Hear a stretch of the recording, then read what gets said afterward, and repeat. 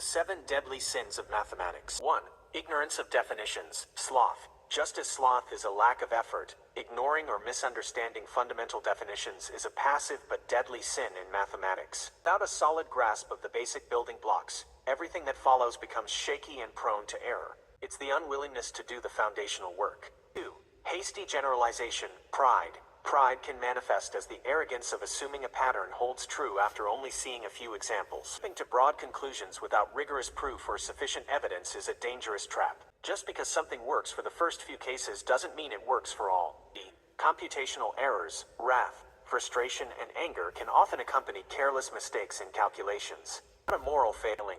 Consistent and unchecked computational errors can derail entire solutions and lead to incorrect conclusions. The outburst of inaccuracy that destroys the flow and the result. 4. Logical fallacies. Envy. Envy, in this context, could represent the temptation to use flawed or invalid reasoning because it seems easier or leads to a desired outcome. This might involve misapplying theorems, ignoring necessary conditions, or making unsupported leaps in logic, perhaps coveting a simpler path to the answer. 5. Over-reliance on intuition. Gluttony. Just as gluttony is overindulgence, over-relying on gut feelings or intuition without rigorous justification can be a mathematical sin. While intuition can be a valuable starting point, it must always be backed up by logical reasoning and proof.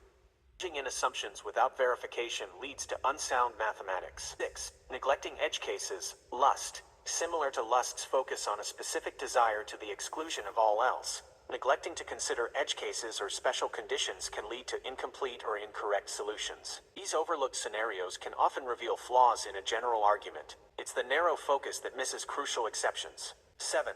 Lack of rigor in proofs. Greed. Greed can be seen as the desire for a result without putting in the necessary rigorous work. This manifests as sloppy proofs with missing steps, unjustified claims, or a lack of attention to detail. A greedy approach seeks the prize of a proven theorem without paying the full price of logical thoroughness.